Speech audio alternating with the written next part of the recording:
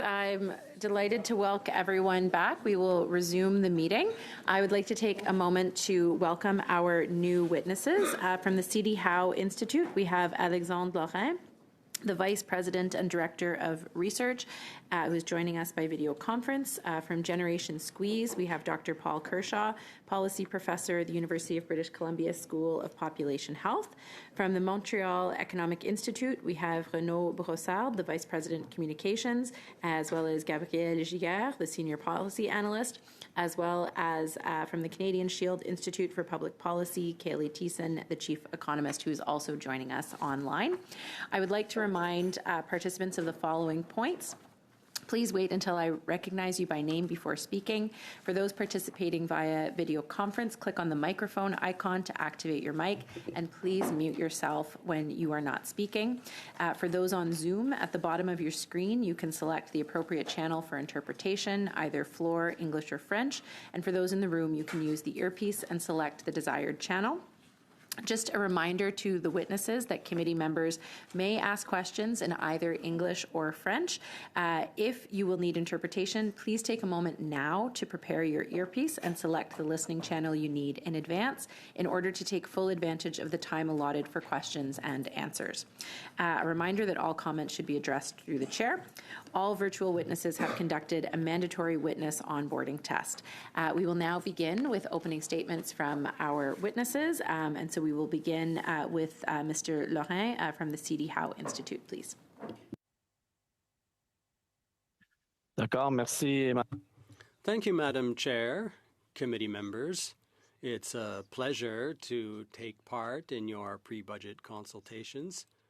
The C.D. Howe Institute is an independent, non-partisan public policy research institute based in Toronto. Each year we publish about 50 studies, all of which go through a peer review process to ensure their quality and analytical rigor. The Institute also publishes its own annual pre-budget recommendations document called the Shadow Budget. We've often emphasized two things in our pre-budget submissions: the need for better fiscal discipline to limit the growth of the public debt, and the need for tax reform to spur economic growth and investment. Today, I will focus my remarks on the issue of tax reform.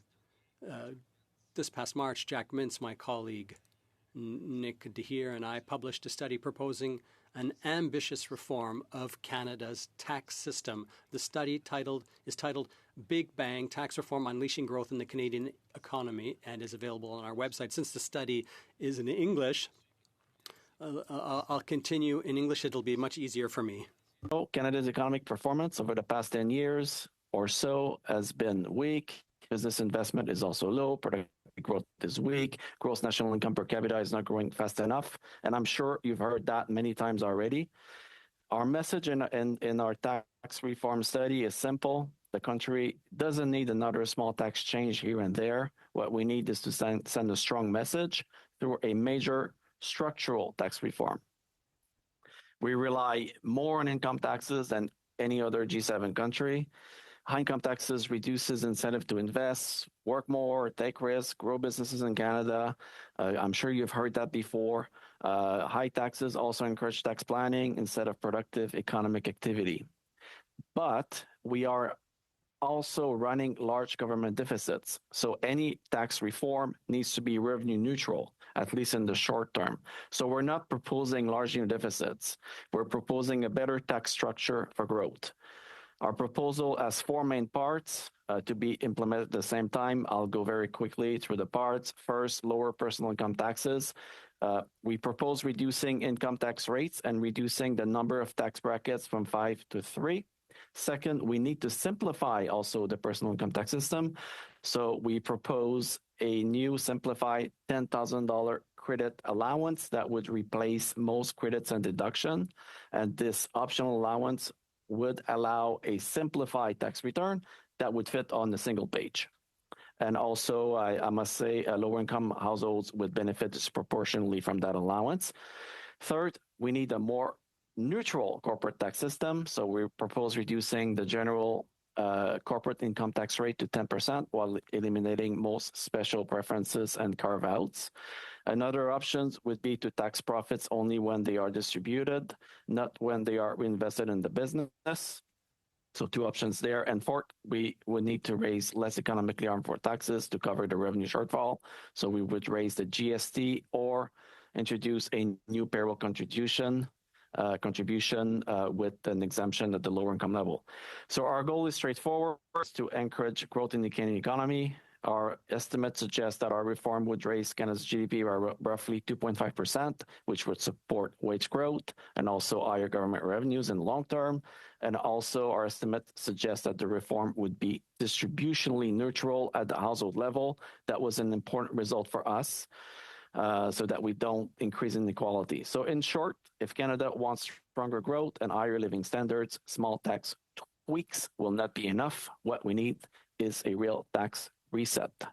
Thank you, and happy to take questions. Merci, Monsieur Lorrain. We will continue now with Dr. Kershaw for 5 minutes, please.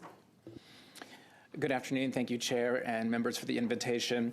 On behalf of Generation Squeeze, an organization working to improve well-being for all generations, I have one straightforward message.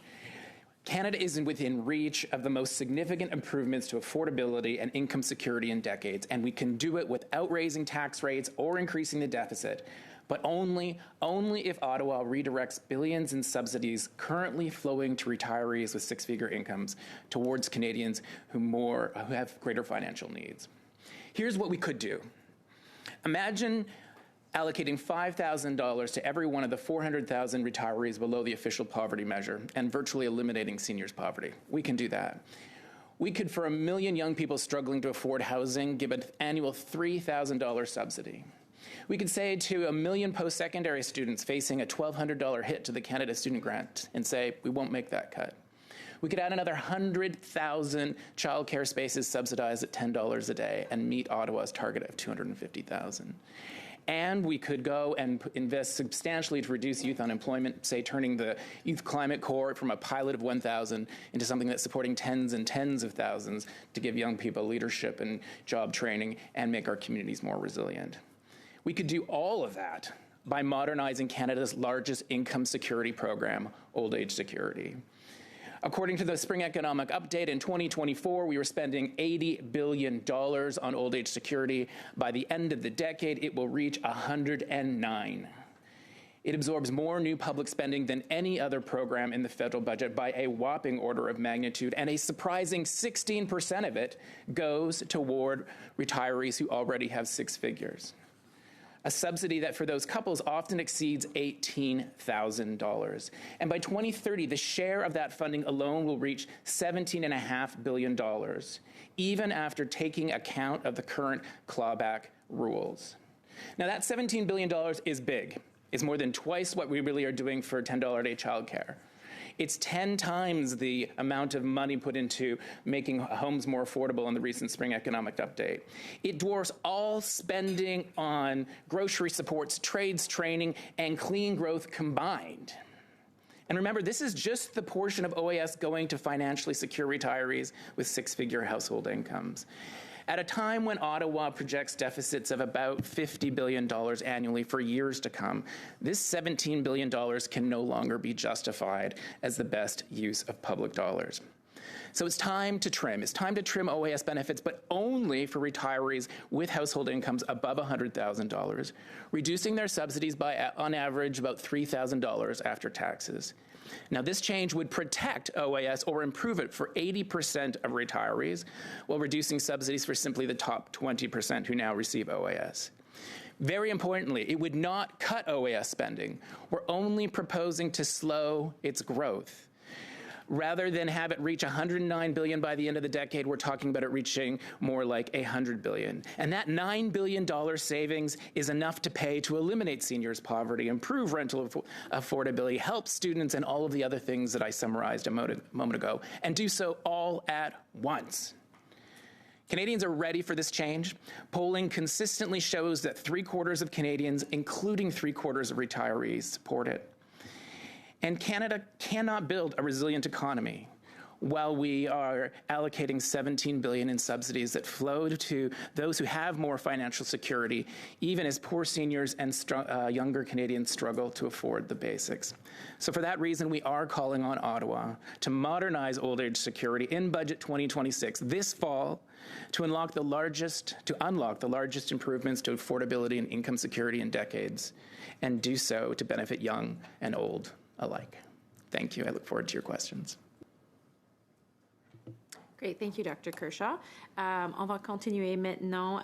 We'll now continue with Mr. Giguère, I believe. No, sorry, with Mr. Brossard from the Montreal Economic Institute.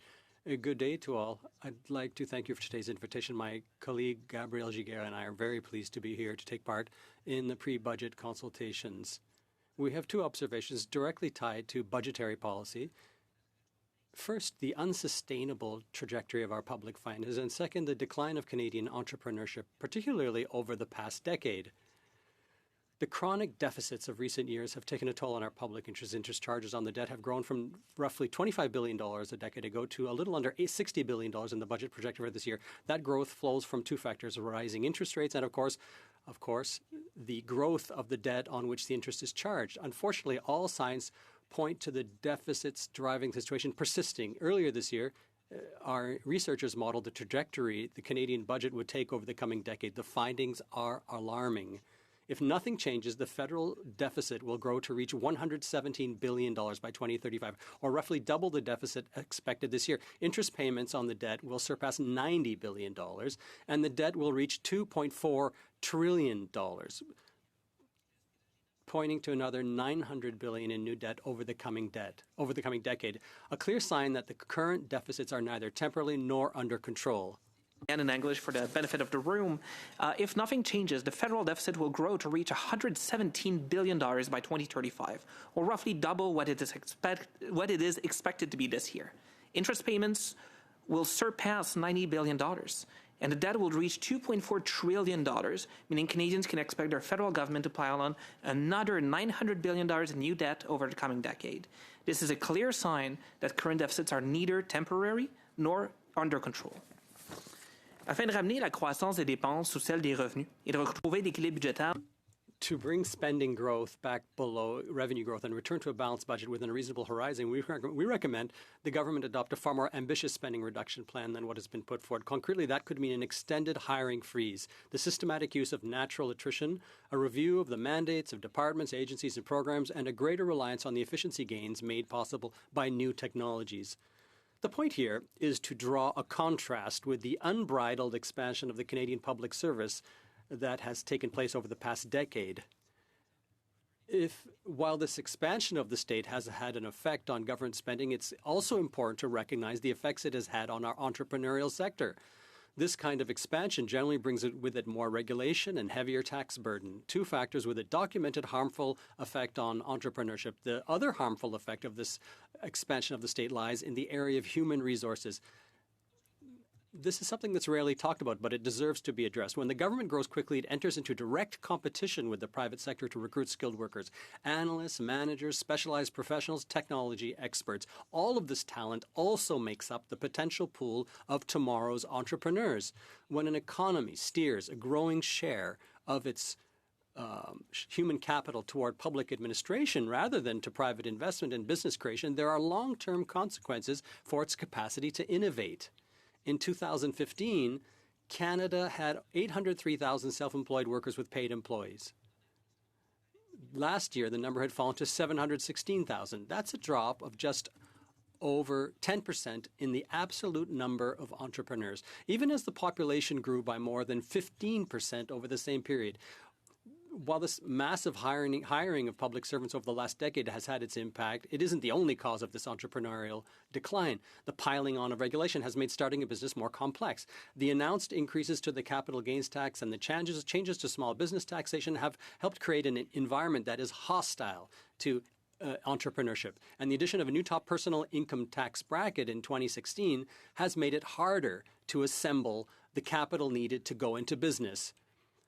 I agree with my colleague Alexandre Loin on this. The effect of this drop in entrepreneurship is being felt in our economic growth, which has been anemic over the past several years. It is also being felt in the government's finances. Fewer entrepreneurs means less wealth created, and so fewer good jobs and ultimately less tax revenue. If we want Canada to return to a higher rate of growth, simply managing spending better will not be enough. We'll have to create the conditions that make entrepreneurship attractive by tackling the decisions of the last decade that have contributed to the decline we have been observing. Thank you for your time and your attention. Thank you, Mr. Brossard.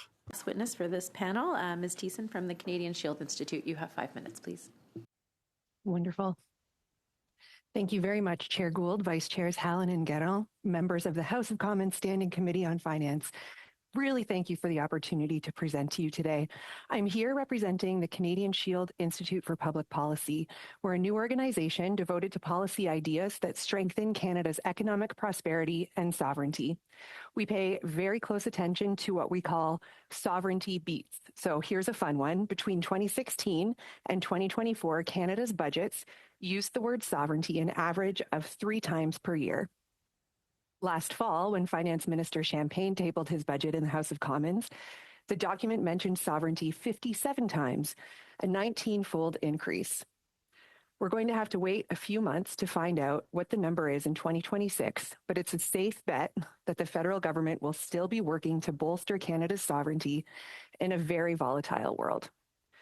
Another thing we think about a lot, what does sovereignty actually mean? At the Canadian Shield Institute, we argue that governance is the root of sovereignty. We need to have the capability and the ability to govern our territory, our economy, and our society to be truly sovereign. By this measure, digital sovereignty must be the most urgent priority for the federal government today, because we don't have it. Too often, we have seen governments respond to digital sovereignty concerns with data residency requirements. If the data is stored, or if the data centers are on Canadian soil, then that's a job well done, right? Unfortunately, it's not so simple. Digital platforms require digital policies and governance institutions that engage with the data, IP, technical standards, and platform economics that define the digital realm. Canada right now doesn't govern the activity that happens inside a data center or in the cloud, so it doesn't matter where the servers are physically located. Canada has spent decades ceding control of our digital infrastructure to foreign private actors. Our daily communications, cloud storage, software systems, productivity tools, AI platforms, and public sector technology stacks are overwhelmingly owned and operated by foreign firms. This dependency has direct economic, privacy, national security, and democratic consequences. Canada has world-class researchers, strong universities, and deep reserves of AI talent. Yet the most commercially successful AI systems are owned and scaled elsewhere. Canada funds research, but the intellectual property ends up owned by foreign firms. Canada generates valuable data, but foreign platforms monetize it. Canada procures technology, but that procurement frequently entrenches foreign hyperscalers rather than building domestic capacity.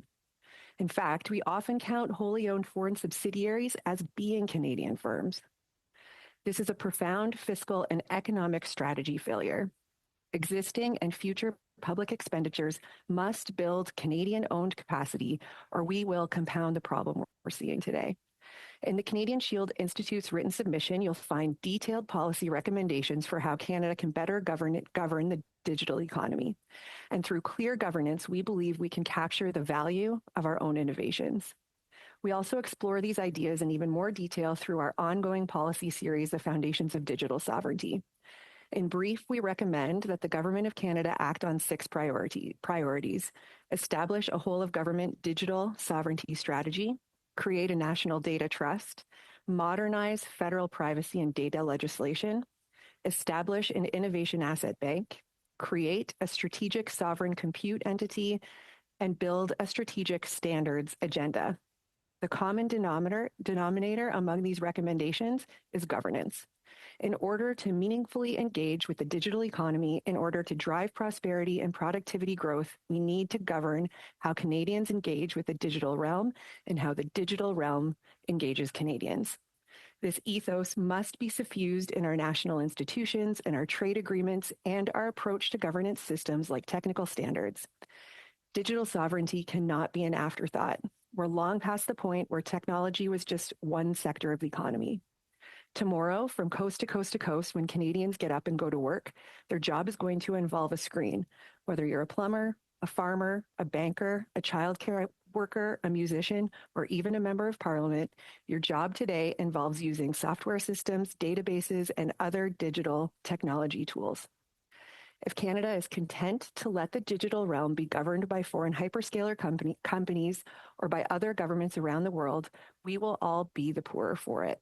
We believe Canada is ready to meaningfully assert our sovereignty in the digital realm, and we're really proud to present these policy ideas today for how to move forward in the 2026 federal budget. And I look forward to your questions. Thank you very much. Thank you, Ms. Thiessen. We will begin this round with 6 minutes from Mr. Kelly. Thank you. Wow, those were some great opening statements. I'm going to try to get to as many as I can, but I want to start with Monsieur Broussard. So you say that you have modeled and projected the deficit out to 2035, something that the budget does not do.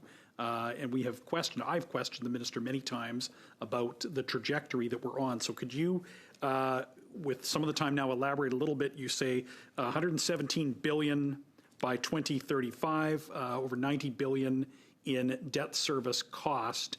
That's without new programs or new commitments. Could you confirm and expand on that? Bien sûr.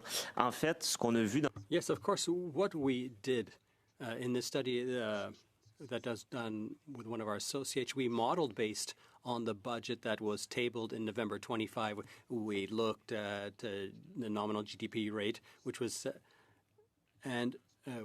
at a specific annual rate, and we projected up to 2035. And income is often tied to economic growth and to the level of taxes. And what we notice is that the 3.5% commitment in spending relative to GDP would heavily increase spending, an increase in $100 billion. And when we added everything together, including the planned defense spending, was $117 billion. Now we're at 165, 66. And when you look at 2030 to 2035, there's an inverse dynamic where the deficit begins to increase. And so if we don't add new programs, but the natural tendency of the federal government has been to add new programs, especially in recent years, we come to 117 billion. And this reality of a 117 forecast budget also casts light on the importance of reducing spending, whether it has to do with bureaucracy. More than 100,000 civil servants since 2015, since Justin Trudeau took power. And what we've seen a slight drop, but it's massively insufficient. Important point. This deficit is 100% on this government. They inherited a balanced budget, something that they don't like to acknowledge, and they have created a structural deficit now that even without new programs will just continue to accelerate. Is that a fair assessment? Absolutely. If it was not for all the new spending we've seen in the last decade, we would have a balanced budget and probably a significant surplus right now. The problem is that money has been spent. We have used it to hire bureaucrats. We've used it to create a bunch of new different programs. Canadians are not necessarily seeing a lot of those results. You know, we have 100,000 more bureaucrats, but the passport office is still as much of a mess as it's always been. So yeah, in essence, we have added a whole lot of new spending. And if it was not for that, we would be in a balanced budget. I think what this is most troubling is that we have a number of areas where we've been saying for a long time that spending pressure is going to increase our budget. I think right now we're seeing one with the size of our military, the fact that this government is committed to increasing its military spending to 3.5% of GDP by 2035, if I remember well. That's $100 billion right there. That's not even considered in the current budget. So that's going to have a significant effect on our deficits. Okay, thank you very much. I really want to get other witnesses in. So, Dr. Kershaw, thank you for coming to committee. I recall your committee appearance, I believe it was about this time 5 years ago. We were talking about housing then, and you had some very powerful testimony then That was 5 years ago. What can you add now about to observations on affordability for young people with respect to housing now 5 years after your testimony then? Well, I think let's pick up on the conversation of a structural deficit. There is no doubt the federal government has a structural deficit, but it is not entirely of the Trudeau government's making. I think we need to recognize what's driving the deficit is the growth in old age security that was absolutely predictable. We knew that we would have a baby boomer population get older, and we needed to prepare a revenue system for it. We did not, and as a result, OAS over the last decade is up 40 billion. It's going to go up another 20 billion, and that is effectively the scale of the deficit we're dealing with. And then that has huge implications for investing in younger people, which is why I am suggesting we need to trim back the OAS subsidies we deliver to those who have six-figure household incomes in retirement so that we can dramatically scale up money for housing and or for post-secondary or for childcare or for youth employment. There is a direct trade-off right now between the subsidies that are $17 billion in total soon for those who are retired and have six-figure household incomes, and then we have very little left over to invest in younger generations. Thank you. I've just got only 45 seconds left. I want to get the C.D. Howe Institute into this. You spoke in your opening statement of 10 years of, you said, I'm sure you've heard this before, but maybe not all members of the committee have heard it. Weak investment, weak growth, weak GDP growth over the last 10 years. Can you provide the committee, for context, some statistics around the weakness that we have seen over the last 10 years in the Canadian economy and what the productivity shortfalls that we've had have led to? In 30 seconds, please. Okay, well, gross national income per capita, which is the best indicator we have for prosperity from 2015 to 2023. What we have in our study is a cumulative growth of 2%, and that's lower than any other advanced economies, and it's much lower than the average of high-income economies, which was 11 or 12%. So basically, like we're not going anywhere in terms of our prosperity compared to most advanced economies, and here, like a lot of people have said that. Like this is we said yeah. That's the time we have. Thank you, Mr. Kelly. We will continue now with Monsieur Létard pour 6 minutes, s'il vous plaît. Très bien, merci beaucoup. 6 minutes, please. Thank you. Mr. Laurent, we can continue with you. Tax reform. It's very important. And you mention that you talk about the impact on the government's total revenue, that it should be revenue neutral. It's not a way of getting more revenue for the government. It's just changing the mix, shifting more to consumption taxes. I would fully agree with this. Perhaps we could just go a bit further along these lines. Your second recommendation was the simplification of the system. You talked about reducing tax returns to one single page. That would be wonderful. Could you say a bit more about this? Yes. One part of our reform would be to provide a credit allowance of $10,000. $10,000 would be a credit allowance, and it would be optional, and it would replace a very large number of credits and deductions that currently exist. And what would remain would 6 tax credits, charitable donations, integrated credits with corporate tax, and basic personal amount.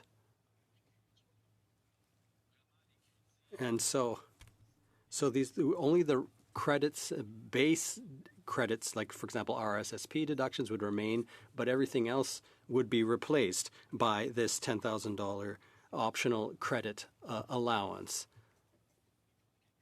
And we calculated that 9 out of 10 taxpayers would benefit from such a reform and would go for this option rather than all the existing credits and deductions that currently exist.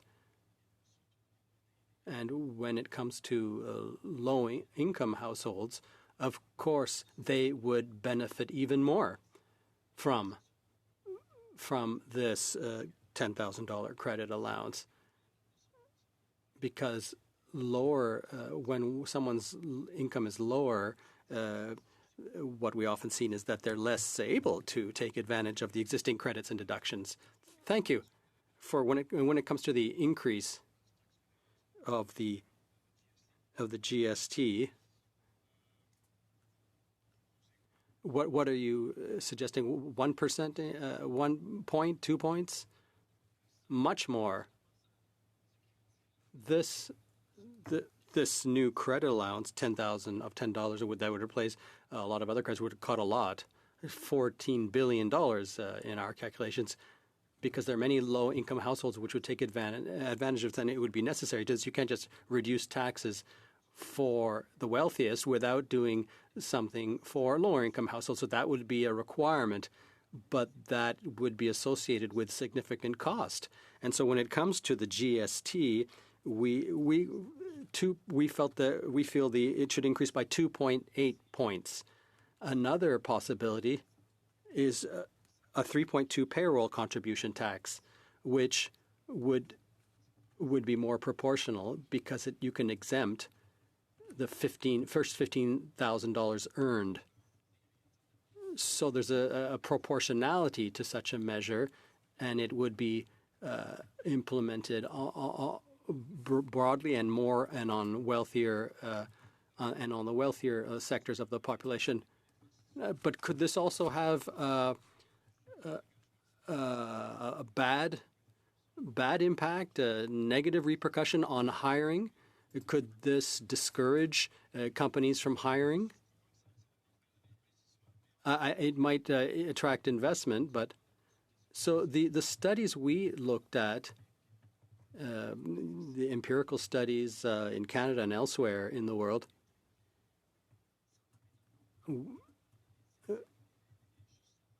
without citing specific studies, they didn't actually see any significant impact on investment and hiring. Right now, payroll taxes are very low, and so they would continue to remain low, and so we don't think they would have a big impact on the economy compared to other taxes. Thank you. Sorry. I'm running out of time. You mentioned that Canadians are ready for this, for the big reform in OAS. What makes you say that? Well, we've done I kind of agree in general with the principle. Yeah, so we've done polling most recently in March 2026, which showed what we also found in October 2024, that 3/4 of Canadians support the idea, including 3/4 of retirees. There's consistency across political parties, across regions, across household incomes. And then also you can look sort of up for thought leadership. The idea is endorsed by the Globe and Mail editorial board, by the publisher of The Hub, by the lead reporter for the National Observer. That's sort of center, right, and left of our mainstream media. And, you know, you have Basic Income Canada Network endorsing it, and then you can read the Fraser Institute. Thank you, Mr. Kershaw. That concludes and that your convergence time. is rare. Yeah, thank you, Monsieur Letao. On va continuer avec... We'll now continue with Mr. Garon for 6 minutes, please. Thank you, Madam Chair. Thank you to all our witnesses for joining us this afternoon. I'd like to start with you, Madam Thiessen. I hope I have correctly pronounced your name. We have a government which, after having changed prime ministers, abolished the digital services tax to curry favor with President Trump, who wants to curry favor with Silicon Valley. We have a government which decided not to implement the 15% tax, which displeased the American government, which doesn't want to displease Silicon Valley. The government is very reticent to assert any form of digital sovereignty for Canada. Do you think that they'll listen to the message you're trying to convey here today? Yes, I do, because we continue to hear that sovereignty and digital sovereignty specifically is incredibly important. You listen to any radio program, podcast, watching TV, the advertisements are real, and there are many. But what we need underneath of the sort of conversation and talking points that we're seeing is actual governance of what's going on. And so that's the next step in this process. We have a AI sovereign compute strategy. Let's embed a digital sovereignty governance strategy inside of there so that we can actually see the value capture we need in order to avoid this anemic economic growth we've heard about already today, so that we can strengthen Canadian companies to compete in the digital world, so that we can strengthen Canadians' ability to control or protect their data and make sure it's used for their benefit instead of against them. Merci beaucoup. Merci beaucoup de nous partager votre enthousiasme. Thank you. We share your enthusiasm. We hope it's contagious here in the room. Mr. Laurent, so basically what you're saying is that you're calling for a tax reform where there were fewer tax brackets, everything would be simple, there would be more tax on consumption with using sales taxes, because taxing income, you can provide all sorts of credits for RSP. So you're basically promoting more consumption taxes. So income should be taxed less and consumption should be taxed more. So what you're saying is that with the higher cost of gas and so forth, you would not have granted the gas tax reduction, for example. Is that right?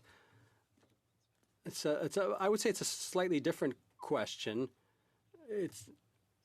But I would not have reduced the excise tax on gas because of the huge cost. We have a large deficit, and it's future generations who will have to shoulder the cost of this temporary reduction. And if I may, I cut people when I hear the answer I want to, but I'm sorry about that. But this is so this would be part of your 10,000 credit allowance to help people? No. You talked about budgetary discipline. You said that we have to tighten the budget.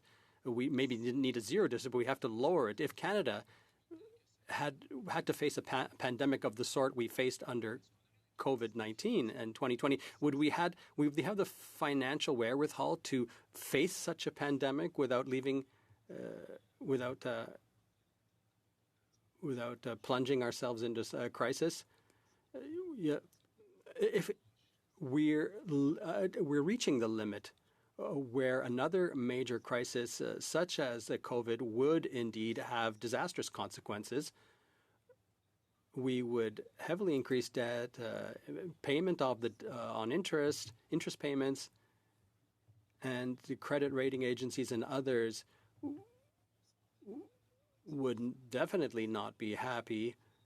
We don't know what the net debt levels in relation to GDP.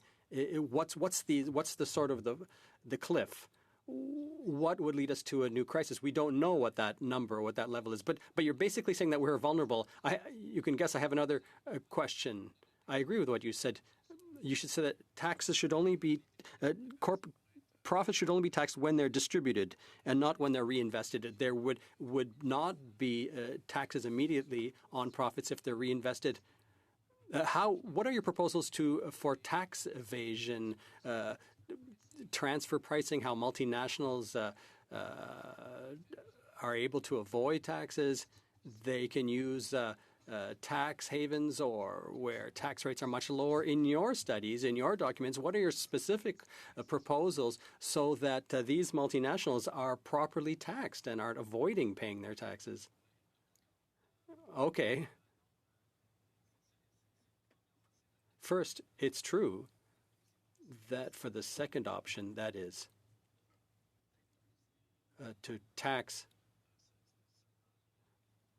only tax profits when they are distributed and not when they're reinvested, this totally changes the corporate tax system. And in our study, we have a whole page on this with other provisions which have to be implemented. But for tax evasion, I have 14 seconds.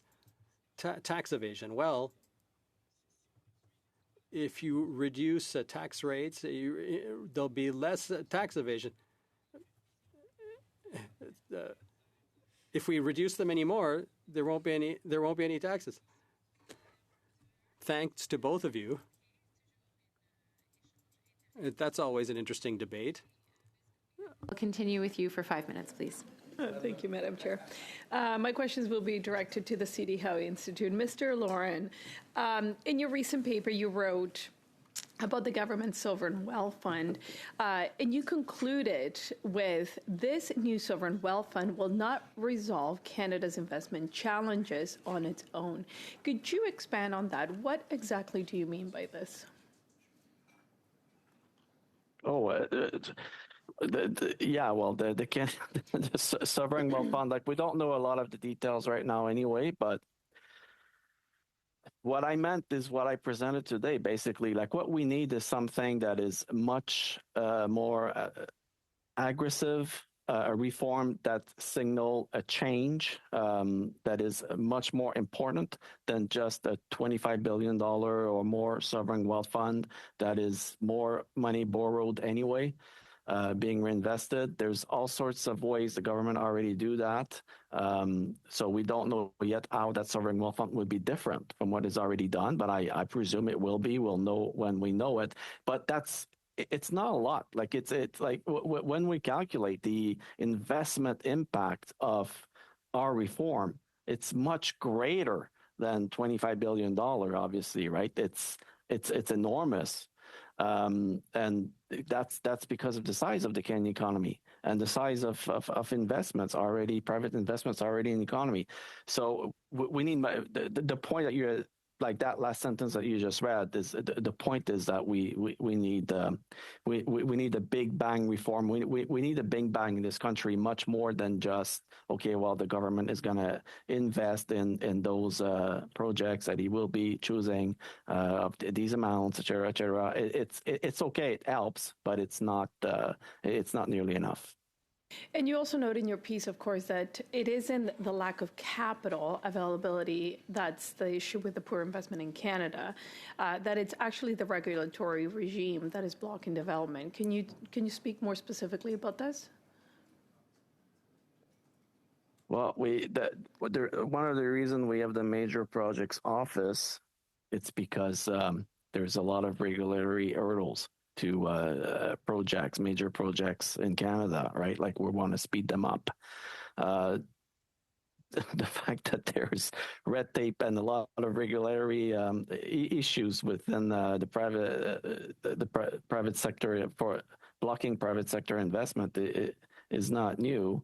So the point we're making is that's another aspect. That's another things that if government fix the issues instead of choosing, instead of choosing the few projects that deserves to move forward and be fast forward.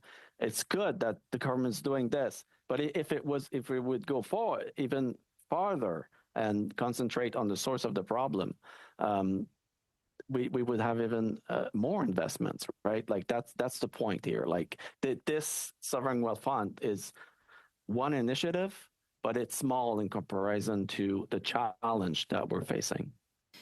And of course, what we do know is that the seed money for this fund is $25 billion of debt.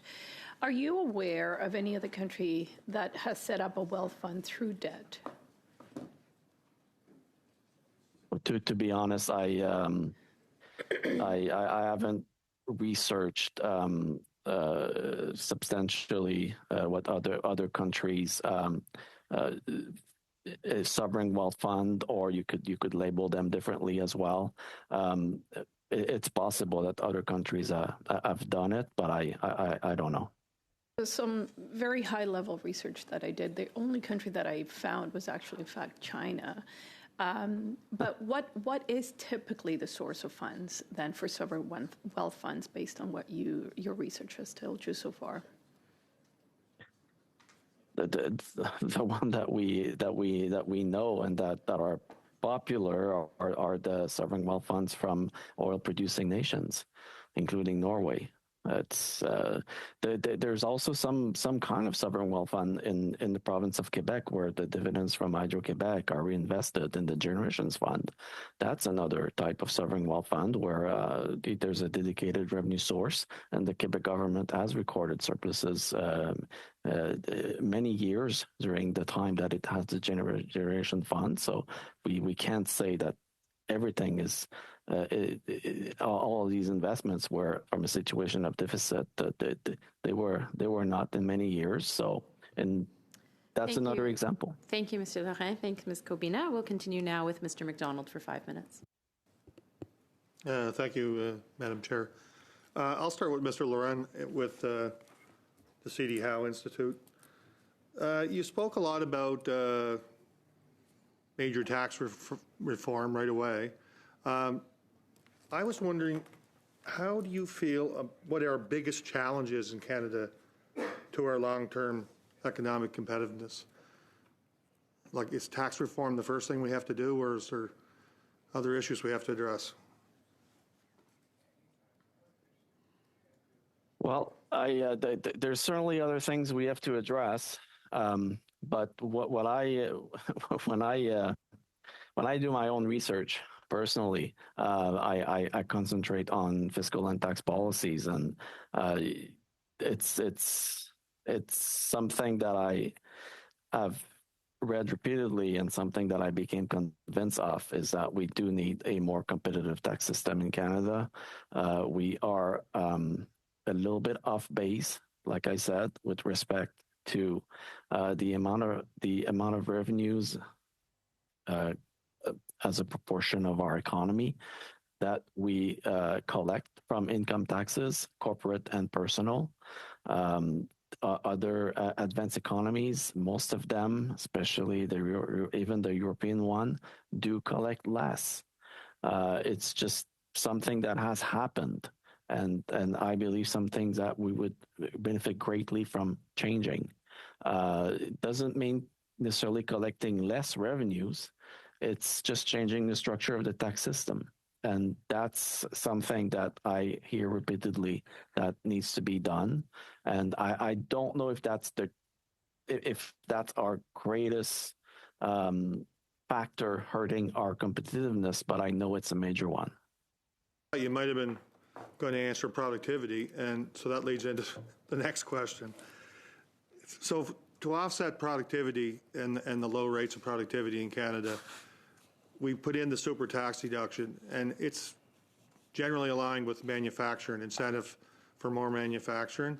Previous hour here, we heard from speakers, and they suggested adding it into the construction trade. I meet with a lot of agricultural representatives. They'd like to see the super tax deduction in the agricultural community, because everything we're going to do to increase productivity is going to be capital cost extensive.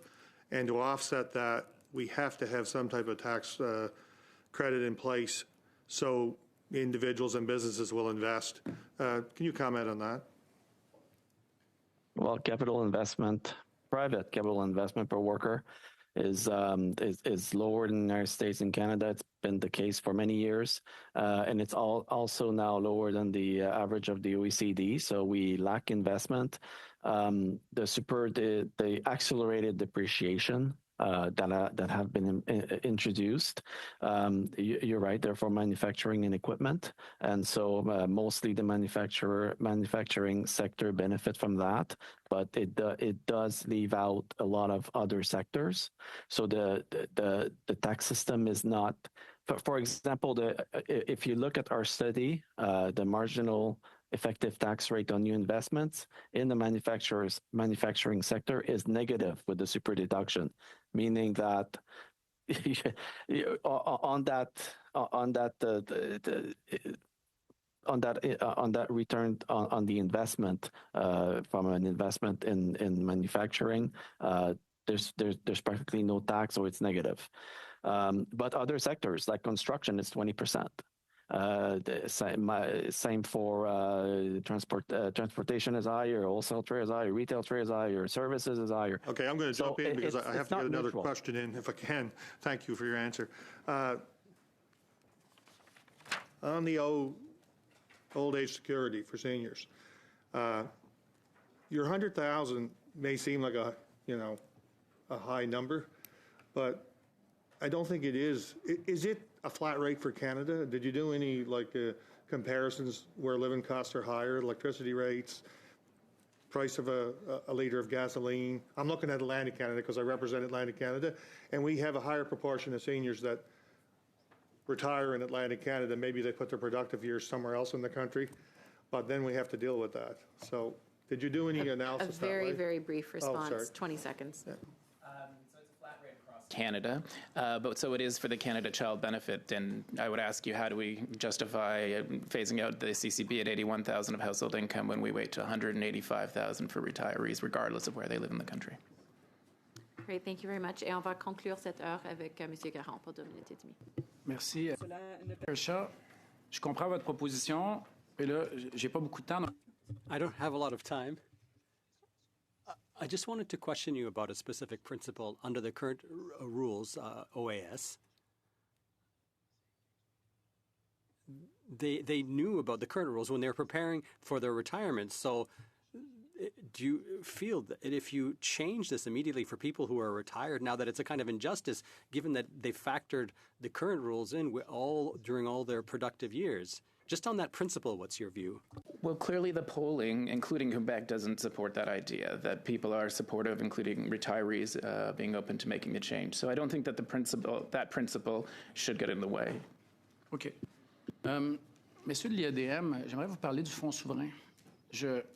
I'd like to ask about the sovereign fund. Maybe it's just a semantic question. In a sovereign fund, there's supposed to be funds.